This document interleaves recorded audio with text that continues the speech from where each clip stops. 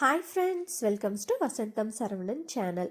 இன்றைக்கி நம்ம சேனலில் கிறிஸ்மஸ் ஸ்பெஷல் ப்ளம் கேக் எப்படி செய்யுதுன்னு பார்க்க போகிறோம். இன்றைக்கி எக் யூஸ் பண்ணாமல், ஓவன் இல்லாமல் குக்கரில் இந்த ப்ளம் கேக்கு எப்படி செய்யுதுன்னு பார்க்க போகிறோம். இந்த ப்ளம் கேக்கோட டேஸ்ட்டு ரொம்பவே ரிச் அண்ட் டெலிஷியஸாக இருக்கும். சிம்பிளான மெத்தடில் ஒரு சூப்பரான ப்ளம் கேக்கு வீட்டிலேயே எப்படி செய்யறதுன்னு தான் இந்த வீடியோவில் பார்க்க போகிறோம். வாங்க இப்போது வீடியோக்குள்ளே போகலாம். வீடியோக்குள்ளே போகிறதுக்கு முன்னாடி நம்ம வசந்தம் சரவணன் சேனலை சப்ஸ்கிரைப் பண்ணாதவங்க சப்ஸ்கிரைப் பண்ணிக்கோங்க. கூடவே இருக்க பெல் ஐக்கானையும் கிளிக் பண்ணிக்கோங்க. வாங்க இப்போ வீடியோக்குள்ளே போகலாம். ஃபர்ஸ்ட் இந்த ப்ளம் கேக் செய்கிறதுக்காக ஃபர்ஸ்ட் ஸ்டெப்பாக ஒரு மிக்ஸி ஜார் எடுத்து வச்சுருக்கேன். இப்போ அந்த மிக்ஸி ஜாரில் ஒரு 2 ஸ்பூன் அளவுக்கு சர்க்கரை சேர்த்துக்கிறேன். இந்த கேக் செய்கிறதுக்காக மொத்தமாக 1 டம்ளர் அளவுக்கு நான் சர்க்கரை எடுத்து வச்சுருக்கேன். அந்த சர்க்கரையிலேருந்து ஒரு 2 ஸ்பூன் அளவுக்கு சர்க்கரை எடுத்து மிக்ஸி ஜாரில் சேர்த்துக்கலாம்.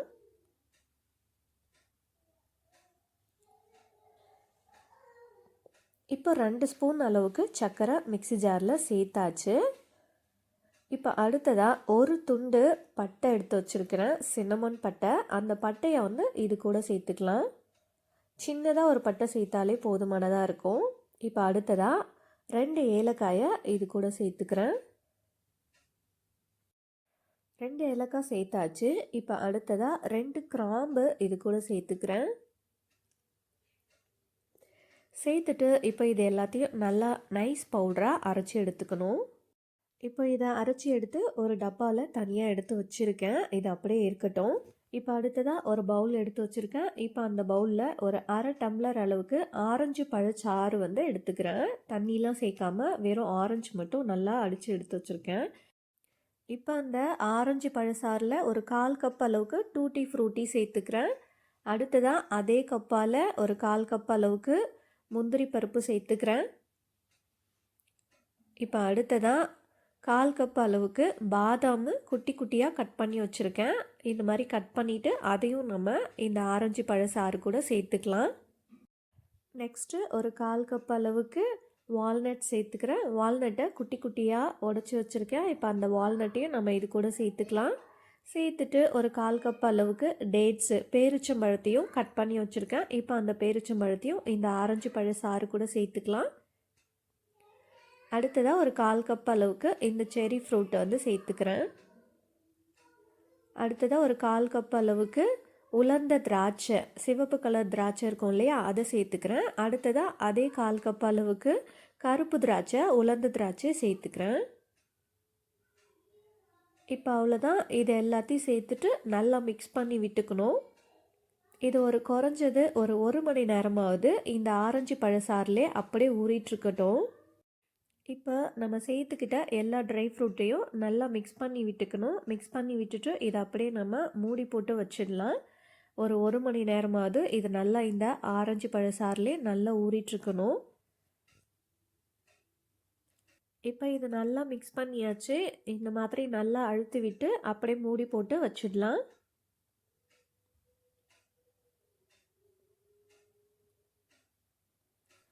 இது அப்படியே ஊறிட்டுருக்கட்டும். அதுக்குள்ளே நம்ம கேரமல் ரெடி பண்ணி வச்சுக்கலாம்.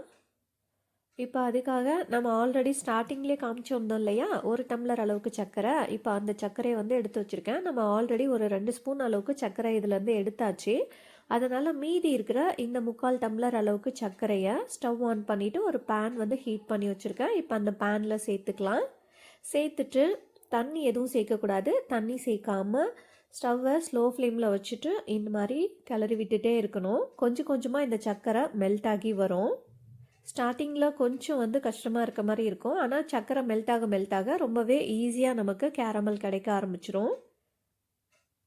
இந்த மாதிரி கைவிடாமல் இந்த சர்க்கரையை கிளறி விட்டுட்டே இருக்கணும். அப்படி இல்லாட்டி அது அடி பிடிச்சி அப்படியே கரிஞ்சு போன மாதிரி ஆகிடும். இப்போ சர்க்கரை கொஞ்சம் கொஞ்சமாக மெல்ட் ஆகி கேரமல் ஆக ஆரம்பிச்சிடுச்சு. சர்க்கரை ஃபுல்லாக கரையணும். கரைஞ்ச பிறகு நம்ம இதில் ஒரு 1/2 டம்ளர் அளவுக்கு தண்ணி சேர்த்துக்கலாம். நம்ம ஸ்டார்டிங்லேருந்து சொன்ன எல்லா பொருட்களுமே ஏதாவது ஒரு டம்ளர் இல்லாட்டி ஏதாவது ஒரு கப்பு யூஸ் பண்ணி அதே கப்பால் நம்ம அளந்து எடுத்துக்கணும் எல்லா பொருட்களையுமே. இப்போ கேரமல் ஸ்டேஜ்க்கு வந்தாச்சு. இந்த ஸ்டேஜில் நம்ம ஒரு 1/2 டம்ளர் அளவுக்கு தண்ணியை இதில் சேர்த்துக்கலாம். சுடு தண்ணி தான் சேர்த்துக்கணும். பச்சை தண்ணி சேர்க்கக்கூடாது. அப்படி சில் வாட்டர் சேர்த்திங்கன்னா கையில் அப்படியே தெறிக்க ஆரம்பிச்சிரும். சூடாக இருக்க வாட்டரை இதில் கொஞ்சம் கொஞ்சமாக சேர்த்துக்கலாம். இப்போ பாருங்கள், இந்த மாதிரி தண்ணியை வந்து கொஞ்சம் கொஞ்சமாக சேர்த்து அப்படியே மிக்ஸ் பண்ணி விட்டுட்டே இருக்கணும். 1/2 டம்ளர் அளவுக்கு தண்ணியை சேர்த்த பிறகு நம்ம ஸ்டவ்வை ஆஃப் பண்ணிடலாம். இப்போ அவ்வளோதான், தண்ணி எல்லாத்தையும் சேர்த்தாச்சு. இப்போ ஸ்டவ்வை ஆஃப் பண்ணிவிட்டு இதை அப்படியே ஆற விட்டுடணும். இப்போ இது அப்படியே ஆறிட்டுருக்கட்டும். இப்போ அடுத்ததாக ஒரு மிக்ஸி ஜார் எடுத்து வச்சுருக்கேன். இப்போ இந்த மிக்ஸி ஜாரில் ஒரு 1/4 டம்ளர் அளவுக்கு நல்ல கெட்டியான புளிக்காத தயிர் சேர்த்துக்கிறேன். இப்போ தயிர் சேர்த்துட்டு அதே டம்ளரில் 1/4 டம்ளர் அளவுக்கு எண்ணெய் சேர்த்துக்கிறேன். ஏதாவது ஒரு ரீஃபைண்ட் ஆயிலை, அதாவது வாசனை இல்லாத ஏதாவது ஒரு ரீஃபைண்ட் ஆயிலை நம்ம இது கூட சேர்த்துக்கலாம். சேர்த்துட்டு இதை நல்லா நம்ம அடித்து எடுத்துக்கணும். இப்போ பாருங்கள், தயிரும் எண்ணெயும் சேர்த்து நல்லா அடித்து எடுத்தாச்சு. இப்போ இது ஒரு மிக்சிங் பவுலுக்கு மாற்றிக்கலாம். மிக்சிங் பவுலுக்கு மாற்றிட்டு இது கூட ஒரு 2 ஸ்பூன் அளவுக்கு வெனிலா எசன்ஸ் சேர்த்துக்கிறேன். இப்போ இந்த வெனிலா எசன்ஸ் சேர்த்துட்டு இதை நல்லா நம்ம மிக்ஸ் பண்ணி விட்டுக்கலாம்.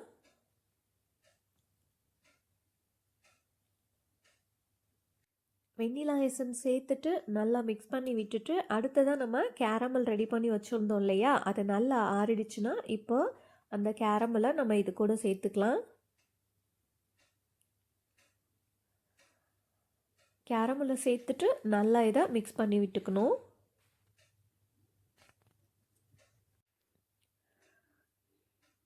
இந்த மாதிரி நல்லா மிக்ஸ் பண்ணி விட்டுக்கணும், ஈவனாக இருக்க மாதிரி.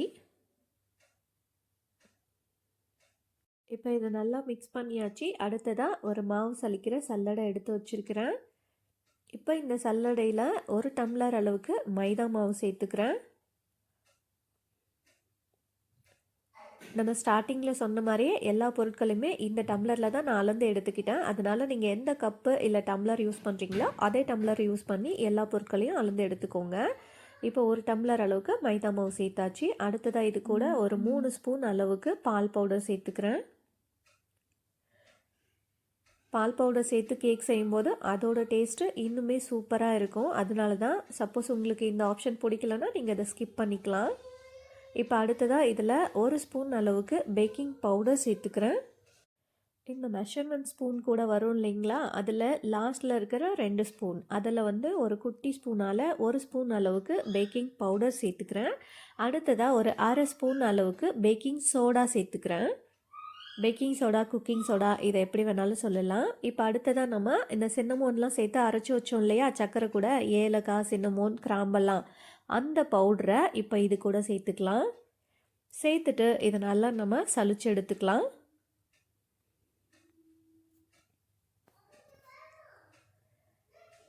இப்போ இதை நல்லா சலிச்சு எடுத்தாச்சு. இப்போ இந்த மாவு எல்லாத்தையும் சலிச்சு எடுத்தாச்சு. அடுத்ததாக ஒரு விஸ்க் யூஸ் பண்ணி நம்ம இதை நல்லா மிக்ஸ் பண்ணி விட்டுக்கலாம். ரொம்ப மெதுவாகவே கலந்து விட்டுக்கணும். தோசை மாவு போட்டு அடித்து கலக்கிற மாதிரி ரொம்ப வேகமாக கலக்கக்கூடாது. இந்த மாதிரி மெதுவாக கலந்து விட்டுக்கணும்.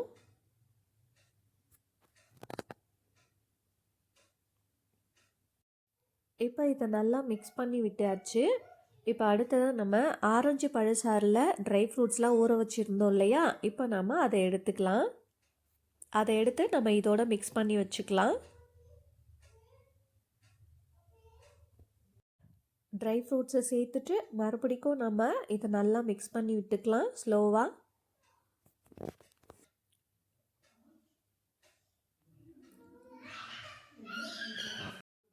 இப்போ இதை நல்லா மிக்ஸ் பண்ணியாச்சு. அவ்வளோதான், நமக்கு கேக் பேட்டர் ரெடி ஆகிடுச்சு பாருங்கள். இப்போ அடுத்ததாக ஸ்டவ் ஆன் பண்ணிவிட்டு ஒரு குக்கரை ஹீட் பண்ணி வச்சுருக்கிறேன். நம்ம வந்து கேக் பேட்டரை இதுக்குள்ளே வைக்கிறதுக்கு முன்னாடி ப்ரீ ஹீட் பண்ணி வச்சுக்கணும். ஒரு 5 மினிட்ஸ்க்கு இது நல்லா ஹீட் ஆனால் போதுமானதாக இருக்கும். இப்போ அடுத்ததாக ஆல்ரெடி யூஸ் பண்ண உப்பு தான் நான் இது கூட சேர்த்துக்கிறேன். ஆல்ரெடி கேக் பேக்கிங்காக யூஸ் பண்ண அதே உப்பை நான் இந்த குக்கருக்குள்ளே சேர்த்துக்கிறேன். சேர்த்துட்டு நல்லா இதை இந்த மாதிரி ஈவனாக பண்ணி வச்சுக்கிறேன். இப்போ அடுத்ததாக இந்த குக்கருக்குள்ளே ரவுண்டாக இருக்க இந்த மாதிரி ஒரு ஸ்டாண்டு ஒன்று ஃபிக்ஸ் பண்ணி வச்சுக்கிறேன். இந்த மாதிரி ஸ்டாண்ட் உங்ககிட்ட இல்லை அப்படின்னா ஏதாவது ஒரு அடிப்பாகம் ஃப்ளாட்டான ஏதாவது ஒரு கிண்ணம் இருந்தால் கூட நம்ம அப்படியே இதுக்குள்ளே கவுத்து வச்சுக்கலாம். இப்போ அடுத்ததாக கேக் ட்ரே ரெடி பண்ணி வச்சுருக்கிறேன். கேக் ட்ரேயில் கொஞ்சமாக பட்டர் தடவிட்டு அதில் வந்து பட்டர் ஷீட் போட்டு வச்சுருக்கிறேன். இப்போ நம்ம ரெடி பண்ணி வச்சுருக்கிற கேக் பேட்டரை நம்ம இந்த ட்ரேயில் மாற்றிக்கலாம். ட்ரேக்கு மாற்றுறதுக்கு முன்னாடி ஒரு டைம் மறுபடியும் நல்லா கலந்து விட்டுட்டு அதுக்கப்புறமா ட்ரேக்கு மாற்றிக்கலாம். பாருங்கள், இந்த கேக் பேட்டரோட கன்சிஸ்டன்சி எந்த அளவுக்கு இருக்குதுன்னு பாருங்கள். நான் எடுத்துக்கிட்ட அளவுகளுக்கு நான் எக்ஸ்ட்ராலாம் இதில் தண்ணியோ இல்லை பால் எதுவுமே ஆட் பண்ணல. நம்ம ஆரம்பத்துலேருந்து என்ன மெஷர்மெண்ட் சொல்லிட்டு இருந்தோமோ அதே மெஷர்மெண்ட்டில் கரெக்டாக இந்த அளவு கிடச்சிருக்கு. இப்போ இதை நம்ம இந்த கேக் ட்ரேயில் ஒரு பாதி அளவுக்கு மட்டும் நம்ம இந்த பேட்டரை சேர்த்துக்கலாம். ஏன்னா இது நல்லா பொங்கி வரும் இல்லையா, அதனால் வெளியே வந்துடக்கூடாது. அதனால் இந்த கேக் பேட்டரை இந்த ட்ரேயில் பாதி அளவு மட்டும் நான் சேர்த்து வச்சுருக்கேன். சேர்த்துட்டு இந்த மாதிரி டேப் பண்ணி விட்டுக்கணும். அப்போ தான் ஏர் பபிள்ஸ் ஏதாவது இருந்தால் அதெல்லாம் ரிலீஸ் ஆகி வரும். பாருங்கள், இந்த மாதிரி டேப் பண்ணி விட்டுக்கணும். இப்போ இந்த மாதிரி டேப் பண்ணி விட்டுட்டு இதுக்கு மேலே கொஞ்சமாக நட்ஸு அந்த ட்ரை ஃப்ரூட்ஸ் எல்லாத்தையும் சேர்த்து சும்மா டெக்கரேஷனுக்காக இந்த மாதிரி போட்டு விட்டுக்கிறேன்.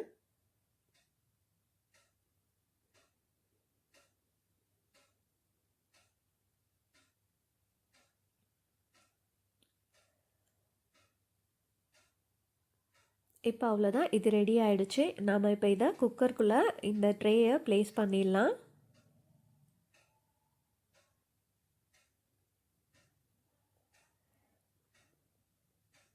குக்கருக்குள்ளே இந்த கேக் ட்ரேயை வைக்கும்போது பார்த்து வைங்க. ஏன்னா குக்கர் ஆல்ரெடி ரொம்பவே ஹீட்டாக இருக்கும். ஏதாவது ஒரு இடுக்கியை யூஸ் பண்ணி நம்ம இதை குக்கருக்குள்ளே சென்டராக ப்ளேஸ் பண்ணி வச்சிடணும். இப்போ கேக் ட்ரேயை ப்ளேஸ் பண்ணிவிட்டு அடுத்ததாக குக்கர் மூடியை நம்ம மூடி வச்சிடலாம். கேஸ் கட்டு விசில் எதுவும் போடக்கூடாது. அப்படியே வெறுமனே மூடியை மட்டும் நம்ம மூடி வச்சுக்கணும்.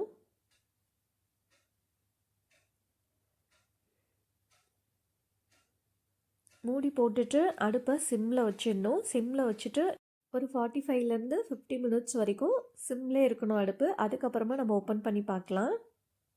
கரெக்டாக ஒரு 45 மினிட்ஸ்க்கு அப்புறமா இந்த குக்கரை ஓப்பன் பண்ணி பார்க்குறோம். பாருங்கள், நம்ம பாதி அளவுக்கு வந்து கேக் பேட்டர் சேர்த்துருந்தோம் இந்த ட்ரேயில். பாருங்கள், அது ஃபுல்லாக நல்லா உப்பி வந்திருக்குது. கேக் நல்லா ஃப்ளஃபியாக பாருங்கள், நல்லாவே மேலே வரைக்கும் கேக் நல்லா எழும்பி வந்திருக்கு. இப்போ நம்ம இதை குக்கர்லேருந்து எடுத்து வெளியே வச்சிடணும்.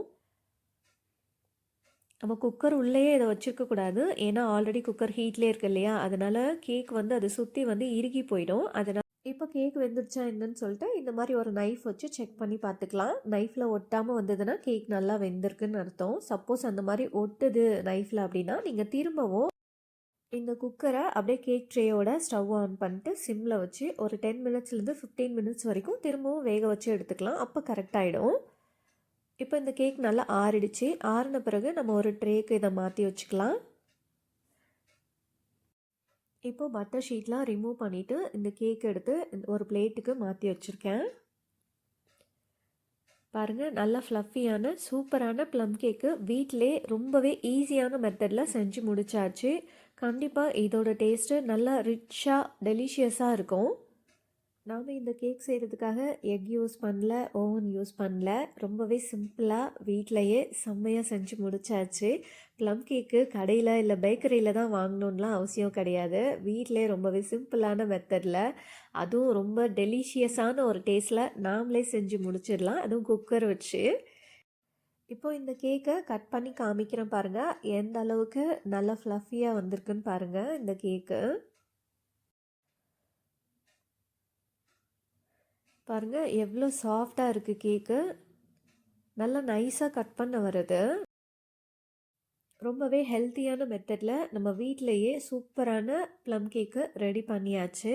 கண்டிப்பாக இந்த ப்ளம் கேக்கை உங்கள் வீட்டில் செஞ்சு பாருங்கள். இதே மெத்தடை ஃபாலோ பண்ணி இப்போ பாருங்கள் இந்த கேக் எவ்வளோ ஃப்ளஃபியாக சூப்பராக சாஃப்டாக கிடச்சிருக்கு பாருங்கள். நம்ம நிறைய நட்ஸ் அண்ட் ஃப்ரூட்ஸ் எல்லாம் சேர்த்து ரொம்பவே டெலிஷியஸாக இருக்குது இந்த கேக்கு. ஓகே ஃப்ரெண்ட்ஸ், கண்டிப்பாக இந்த மெத்தடை ஃபாலோ பண்ணி நீங்களும் இந்த ப்ளம் கேக்கை உங்கள் வீட்டில் செஞ்சு பாருங்கள். செஞ்சு பார்த்துட்டு இதோட டேஸ்ட்டு எப்படி இருந்ததுன்னு கமெண்ட் பண்ணுங்கள். இந்த வீடியோ உங்களுக்கு யூஸ்ஃபுல்லாக இருந்திருக்குன்னு நம்புகிறேன். அப்படி உங்களுக்கு இந்த ரெசிபி ரொம்ப பிடிச்சிருந்தா இந்த வீடியோவை உங்களோட ஃபேமிலி அண்ட் ஃப்ரெண்ட்ஸ்க்கு ஷேர் பண்ணுங்கள், லைக் பண்ணுங்கள், கமெண்ட் பண்ணுங்கள். தேங்க்ஸ் ஃபார் வாட்சிங்.